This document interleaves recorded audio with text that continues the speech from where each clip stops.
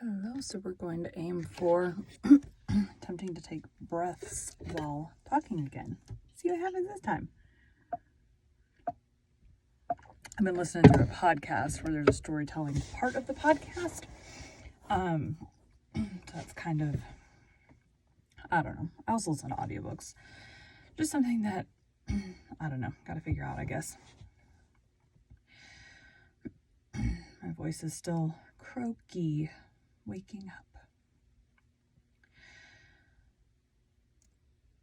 Welcome to Bite at a Time Books, where we read you your favorite classics one bite at a time. My name is Bree Carlisle, and I love to read and wanted to share my passion with listeners like you. All of the links for our show are in the show notes. Today, we will be continuing Emma by Jane Austen. Go back and listen. Welcome to Bite at a Time Books, where we read you your favorite classics one bite at a time. My name is Bree Carlisle, and I love to read and wanted to share my passion with listeners like you. All of the links for our show are in the show notes. Today, we will be continuing Emma by Jane. Try that again. Welcome to Bite at a Time Books, where we read you your favorite classics one bite at a time. My name is Bree Carlisle, and I love to read and wanted to share my passion with listeners like you. All of the links for our show are in the show notes. Today, we will be continuing Emma by Jane Austen. Welcome to Bite at a Time Books, where we read your favorite classics one bite at a time. My name is Bree Carlisle, and I love to read and wanted to share my passion with listeners like you. All of the links for our show are in the show notes. Today, we will be continuing Emma by Jane Austen. Sounds good-ish. I don't know. I'm always so awkward. Austen. Chapter 14. Mrs. Elton was first seen at church, but though devotion might be interpreted, curiosity could not be satisfied by a bride in a pew, and it must be left for the visits in form, which were then to be paid, to settle whether she was very pretty indeed, or only rather pretty, or not pretty at all. Pretty at all. Emma had feelings, less of curiosity than of pride or propriety, to make her resolve on not being the last to pay her respects. And she made a point of Harriet's going with her, that the worst of the business might be gone through as soon as possible. She could not enter the house again, could not be in the same room to which she had, She could not enter the house again, could not be in the same room to which she had with such vain artifice retreated 3 months ago, to lace up her boot without recollecting. 1,000 vexatious thoughts would recur. Compliments, charades, and horrible blunders, and it was not to be supposed that poor Harriet should not be recollecting too. But she behaved very well, and was only rather pale and silent. The visit was of course short, and there was so much embarrassment and occupation of mind to shorten it, that Emma would not allow herself entirely to form an opinion of the lady. And on no account to give one beyond the nothing-meaning terms of being elegantly dressed and very pleasing. She did not really like her. She would not be in a hurry to find fault, but she suspected that there was no elegance.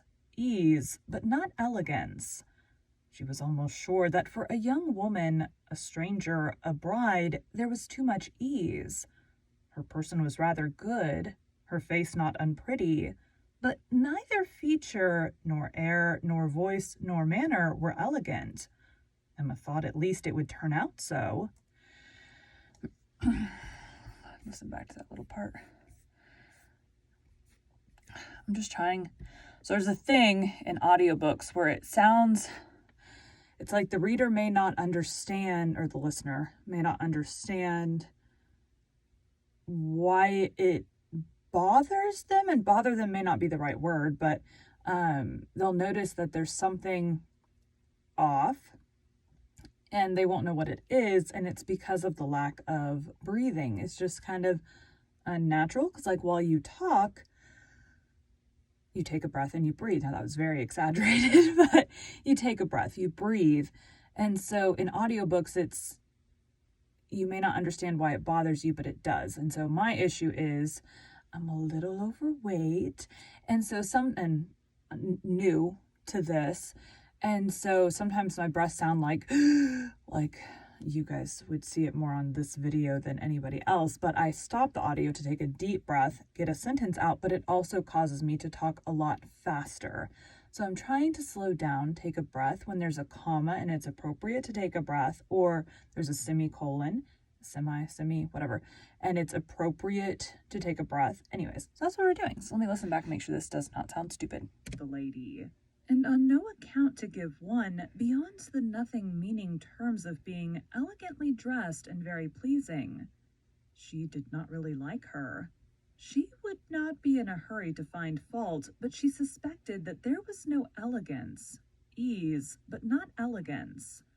She was almost sure that for a young woman, a stranger, a bride, there was too much ease.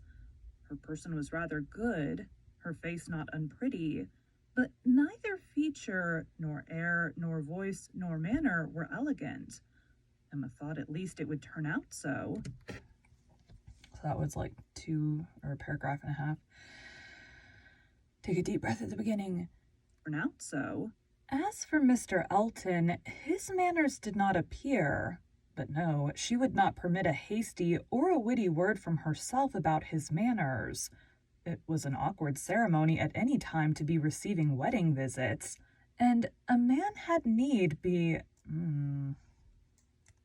I thought I hit stop. Visits. And a man had need be all grace to acquit himself well through it. The woman was better off.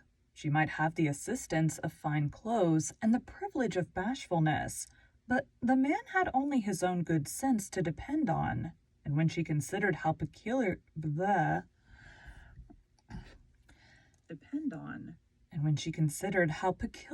unlucky poor Mr. Elton was in being in the same room at once with the woman he had just married, the woman he had wanted to marry, and the woman whom he had been expected to marry, she must allow him to have the right to look as little wise. And to be as much affectedly and as little really easy as could be.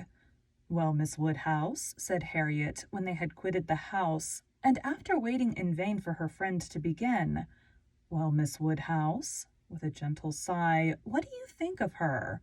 Is she not very charming? Very charming. There was a little hesitation in Emma's answer. Oh, yes, very, very pleasing young woman. I think her beautiful. Quite beautiful. Very nicely dressed indeed, a remarkably elegant gown. I am not at all surprised that he should have fallen in love. Oh, no, there's nothing to surprise one at all. A pretty fortune, and she came in his way. There was a little hesitation in Emma's answer. Oh, yes, very, very pleasing young woman. I think her beautiful, quite beautiful. Very nicely dressed indeed, a remarkably elegant gown. I am not at all surprised that he should have fallen in love. Oh, no, there's nothing to surprise one at all. A pretty fortune, and she came in his way. Get a drink. I don't know, sounds like breaths. As you listen back, you get so sensitive to like hearing your own thing and oh my gosh, whatever. It is just what it is. In his way. I dare say, returned Harriet, sighing again. I dare say she was very much attached to him. Perhaps she might, but it is not every man's fate to marry the woman who loves him best. Miss Hawkins perhaps wanted a home, and thought this the best offer she was likely to have. Yes, said Harriet earnestly, and well she might. Nobody could ever have a better. Well, I wish them happy with all my heart. And now, Miss Woodhouse, I do not think I shall mind seeing them again. He is just as superior as ever, but being married, you know, it is quite a different thing. No, indeed, Miss Woodhouse, you need not be afraid. I can sit and admire him now without any great misery. To know that he has not thrown himself away is such a happy comfort. She does seem a charming young woman, just what he deserves. Happy creature. He called her Augusta. How delightful. Delightful. When the visit was returned, Emma made up her mind. She could then see more and judge better. From Harriet's happening not to be at Hartfield, and her father's being present to engage Mr. Elton, she had a quarter of an hour of the lady's conversation to herself, and could composedly attend to her, and the quarter of an hour quite convinced her that Mrs. Elton was a vain woman. Vain woman. Extremely well satisfied with herself, and thinking much of her own importance, that she meant to shine and be very superior, but with manners which had been formed in a bad school, pert and familiar, that all her notions were drawn from one set of people and one style of living, that if not foolish, she was ignorant, and that her society would certainly do Mr. Elton no good. No good? Harriet would have been a better match. If not wise or refined herself, she would have connected him with those who were. But Miss Hawkins, it might be fairly supposed from her easy conceit, had been the best of her own set. The rich brother-in-law near Bristol was the pride of the alliance, and his place and his carriages were the pride of him.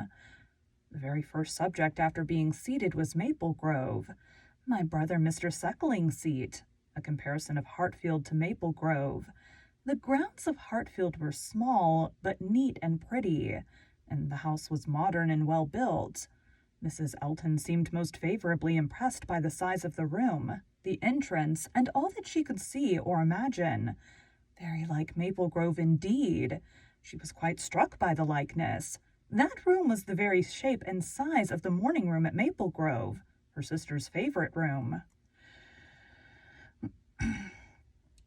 Favorite room. Mr. Elton was appealed to. Was it not astonishing? Words. Favorite room. Mr. Elton was appealed to. Was not it astonishingly like? She could really almost fancy herself at Maple Grove. And the staircase. You know, as I came in, I observed how very like the staircase was, placed exactly in the same part of the house. I really could not help exclaiming, I assure you, Miss Woodhouse, it is very delightful to me to be reminded of a place. Words. Breath. At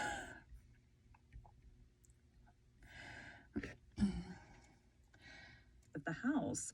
I really could not help exclaiming, I assure you, Miss Woodhouse, it is very delightful to me to be reminded of a place I am so extremely partial to as Maple Grove. I have spent so many happy months there, with a little sigh of sentiment. A charming place, undoubtedly. Everybody who sees it is struck by its beauty, but to me it has been quite a home. Whenever you are transplanted like me, Miss Woodhouse, you will understand how very delightful it is to meet with anything at all like what one has left behind. I always say this is quite one of the evils of matrimony. Matrimony. Emma made as slight a reply as she could, but it was fully sufficient for Mrs. Elton, who only wanted to be talking herself. Now I have to stop and scroll. Just got a message.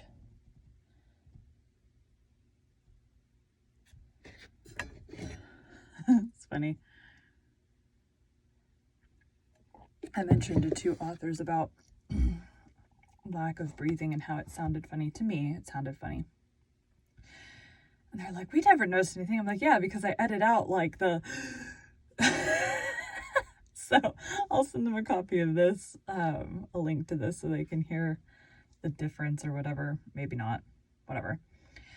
Herself. So extremely like Maple Grove. And it is not merely the house. The grounds, I assure you, as far as I could observe, are strikingly like.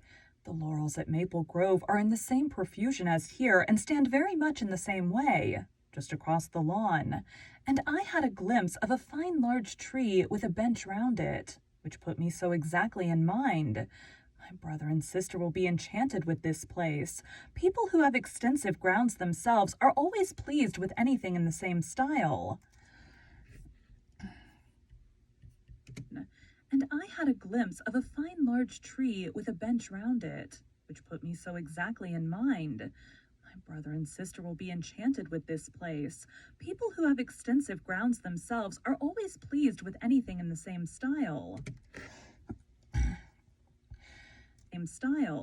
Emma doubted the truth of this sentiment. She had a great idea that people who had extensive grounds themselves cared very little for the extensive grounds of anybody else. But it was not worthwhile to attack an error so double-dyed, and therefore only said in reply, "When you have seen more of this country, I am afraid you will think you have overrated Hartfield. Surrey of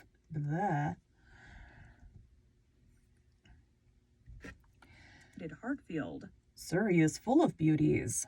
"Oh, yes, I am quite aware of that. It is the Garden of England, you know. Surrey is the Garden of England." "Yes, but we must not rest our claims on that distinction. Many countries, I believe, are called the Garden of England as well as Surrey." "No, I fancy not," replied Mrs. Elton with a most satisfied smile. "I never heard any country but Surrey called so." Emma was silenced. "My brother and sister have promised us a visit in the spring or summer at farthest," continued Mrs. Elton, "and that will be our time for exploring. While they are with us, we shall explore a great deal, I dare say. They will have their baroque landau, of course, which holds four perfectly, and therefore, without saying anything of our carriage, we should be able to explore the different beauties extremely well. They would hardly come in their chaise, I think, at that season of the year. Indeed, when time draws on, I shall decidedly recommend their bringing the baroque landau. It will be so very much preferable. When people come into a beautiful country of this sort, you know, Miss Woodhouse, one naturally wishes them to see as much as possible, and Mr. Suckling is extremely fond of exploring. We explored to King's Weston twice last summer in that way, most delightfully, just after their first having the baroque landau. You have many parties of that kind here, I suppose, Miss Woodhouse, every summer?" "No, not immediately here. We are rather out of a distance of the very striking beauties which attract the sort of parties you speak of, and we are a very quiet set of people, I believe, more disposed to stay at home than engage in schemes of pleasure."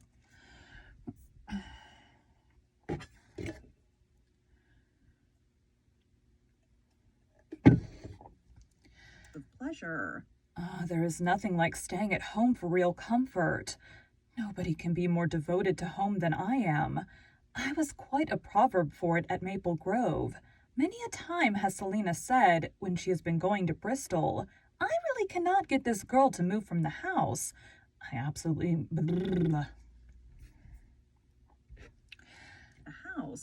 I absolutely must go in by myself."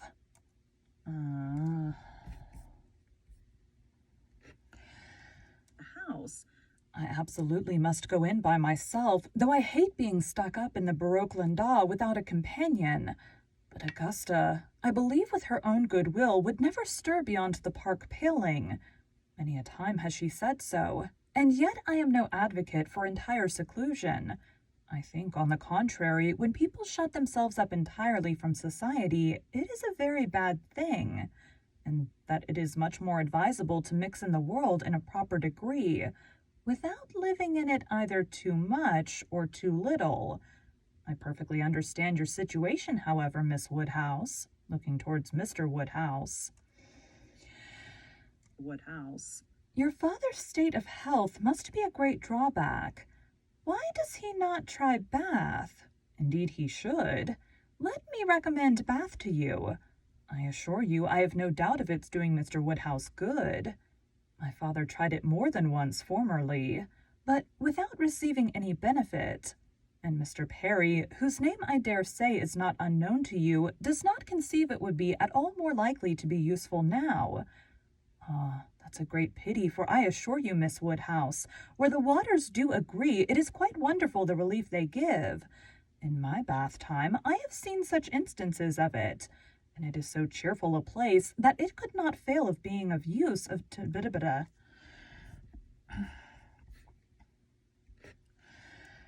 is of it.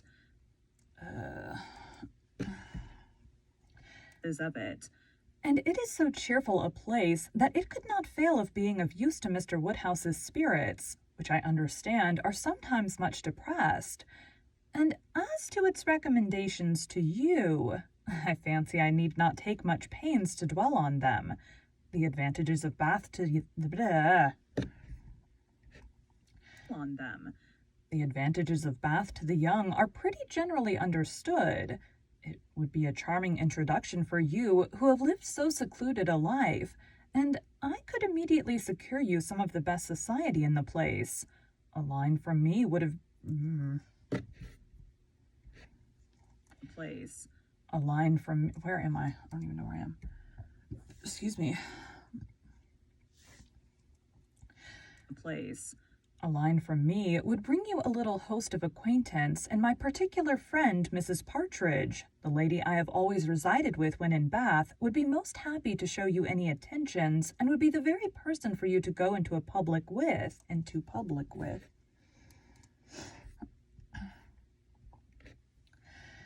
Place. A line from me would bring... Goodness. Place. A line from me would bring you a little host of acquaintance, and my particular friend, Mrs. Partridge, the lady I have always resided with when in Bath, would be most happy to show you any attentions, and would be the very person for you to go into public with. It was as much as Emma could bear without being impolite. The idea of her being indebted to Mrs. Elton for what was called an introduction, of her going into public under the auspices of a friend of Mrs. Elton's, probably some vulgar dashing widow who with the help of a boarder just made a shift to live. The dignity of Miss Woodhouse, of Hartfield, was sunk indeed. She restrained herself, however, from any of the reproofs she could have given, and only thanked Mrs. Elton coolly. But their going to Bath was quite out of the question, and she was not perfectly convinced that the place might suit her better than her father. And then, to prevent further outrage and indignation, changed the subject directly. I do not ask whether you are musical, Mrs. Elton. Upon these occasions, a lady's character generally precedes her, and Highbury has long known that you are a superior performer. Must scroll.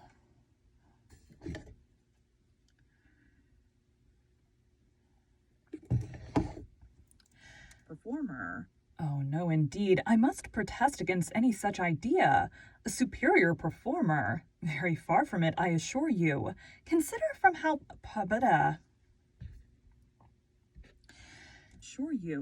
Consider from how partial a quarter you're... Consider from... I did it too soon. Consider from how partial a quarter your information came. I am dotingly fond of music, passionately fond, and my friends say I am not entirely devoid of taste. But as to anything else, upon my honor, my performance is mediocre to the last degree. You, Miss Woodhouse, I well know, play delightfully. I assure you it has been the greatest satisfaction, comfort, and delight to me to hear what a musical society I am got into. I absolutely cannot do without music. It is a necessary of life to me, and having always been used to a very musical society, both at Maple Grove and in Bath, it would have been a most serious sacrifice. I honestly said as much to Mr. E. when he was speaking of my future home, and expressing his fears lest the retirement of it should be disagreeable. Need to swallow. Disagreeable. And the inferiority of the house, too. Knowing what I had been accustomed to, of course he was not wholly without apprehension. When he was speaking of it in that way, I honestly said that the world I could give up, parties, balls, plays, for I had no fear of retirement. Blessed with so many resources within myself, the world was not necessary to me. I could do very well without it. Without it. To those who had no resources, it was a different thing, but my resources made me quite independent, And as to smaller-sized rooms than I have been used to, I really could not give it a thought. I hoped I was perfectly equal to any sacrifice of that description. Certainly, I had been accustomed to every luxury at Maple Grove, but I did assure him that 2 carriages were not necessary to my happiness, nor were spacious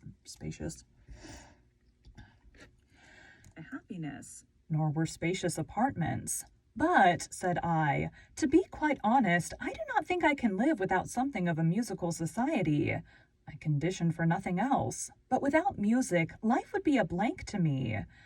We cannot suppose, said Emma, smiling, that Mr. Elton would hesitate to assure you of there being a very musical society in Highbury, and I hope you will not find he has outstepped the truth more than may be pardoned in consideration of the motive. No, indeed. I have no doubts at all on that head. I am delighted to find myself in such a circle. I hope we shall have many sweet little concerts together. I think, Miss Woodhouse, you and I must establish a musical club, and have regular weekly meetings at your house or ours. Will not it be a good plan? If we exert ourselves, I think we shall not be long in want of allies. Something of that nature would be particularly desirable for me, as an inducement to keep me in practice. For married women, you know, there is a sad story against them in general. They are but too apt to give up music. But you, who are so extremely fond of it, there can be no danger, surely. I should hope not. But really, when I look around amongst my acquaintance, I tremble. Selina has entirely given up music, never touches the instrument, though she played sweetly. And the same may be said of Mrs. Jeffreys, Clara Partridge, that was, and the 2 Millmans, now Mrs. Bird and Mrs. James Cooper, and of more than I can enumerate. Upon my word, it is enough to put one in a fright. I used to be quite angry with Selina, but I really...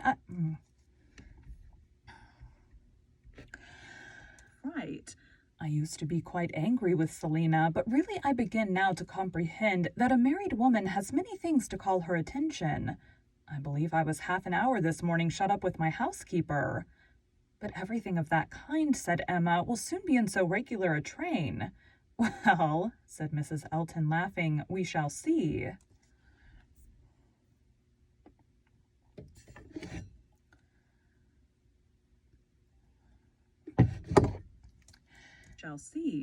Emma, finding her so determined upon neglecting her music, had nothing more to say, and after a moment's pause, Mrs. Elton chose another subject.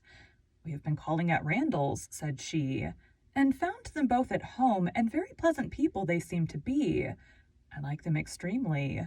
Mr. Weston seems an excellent creature. Quite a first-rate favorite with me already, I assure you. And she appears so truly good. There is something so motherly and kind-hearted about her that it wins upon one directly. She was your governess, I think. Emma was almost too much astonished to answer, but Mrs. Elton hardly waited for the affirmative before she went on. Having understood as much, I was rather astonished to find her so very ladylike, but she is really quite the gentlewoman. Mrs. Weston's manners, said Emma, were always particularly good. Their propriety, simplicity, and elegance would make them the safest model for any young woman. And who do you think came in while we were there? Emma was quite at a loss. The tone implied some old acquaintance, and how could she possibly guess?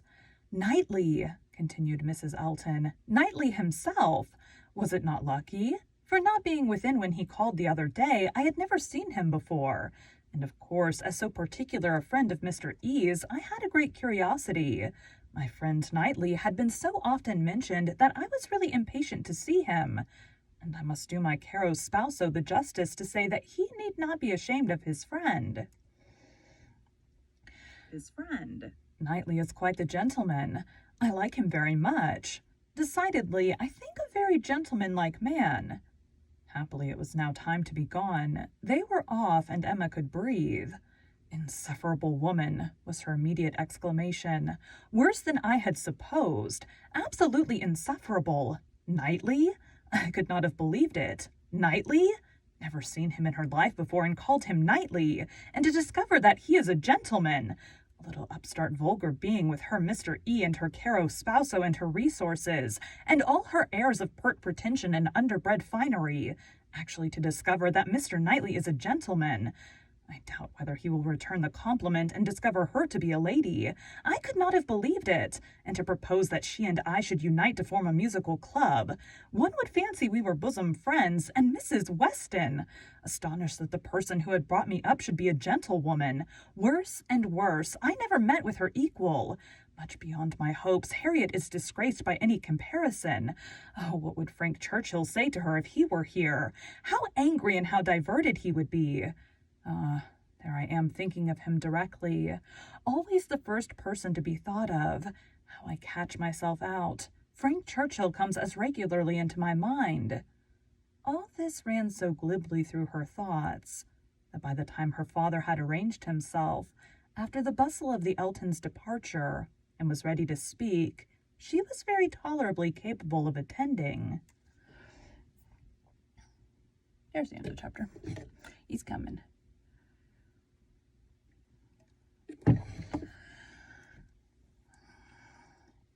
Attending. Well, my dear, he deliberately began, considering we never saw her before, she seems a very pretty sort of young lady, and I dare say she was very much pleased with you. She speaks a little too quick. A little quickness of voice there is which rather hurts the ear, but I believe I am nice. I do not like strange voices, and nobody speaks like you and poor Miss Taylor. However, she seems a very obliging, pretty-behaved young lady, and no doubt will make him a very good wife, though I think he had better not have married. I made the best excuses I could for not having been able to wait on him and Mrs. Elton on this happy occasion. I said that I hoped I should in the course of the summer. But I ought to have gone before. Not to wait upon a bride is very remiss. It shows what a sad invalid I am, but I do not like the corner into Vicarage Lane. I dare say your apologies were accepted, sir. Mr. Elton knows you. Yes, but a young lady, a bride, I ought to have paid my respects to her if possible. It was being very deficient. But, my dear papa, you are no friend to matrimony, and therefore why should you be so anxious to pay your respects to a bride? It ought to be no recommendation to you. It is encouraging people to marry if you make so much of them. No, my dear, I never encouraged anybody to marry, but I would always wish to pay every proper attention to a lady, and a bride especially is never to be neglected. More is avowedly due to her. A bride, you know, my dear, is always the first in company. Let the others be who they may. Well, papa, if this is not encouragement to marry, I do not know what is. And I should never have expected you to be lending your sanction to such vanity baits for poor young ladies.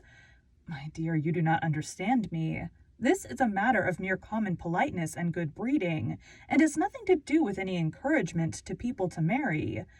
Emma had done. Her father was growing nervous and could not understand her.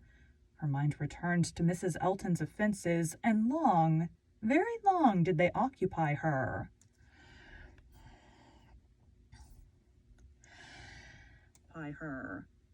Thank you for joining Bite at a Time Books today, while we read a bite of one of your favorite classics. All of the links for our show are in the show notes. We are part of the Bite at a Time Books Productions Network. If you ever wondered what inspired your favorite classic novelists to write their stories, what was happening in their lives or the world at the time, check out Bite at a Time Books, Behind the Story, Tuesdays wherever you listen to podcasts.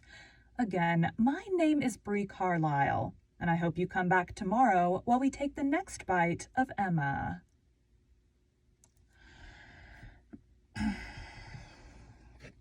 Doop. Let me see how long the next chapter is.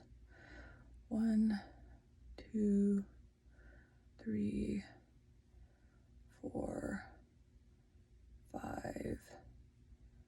Okay, I should have enough time to get this done.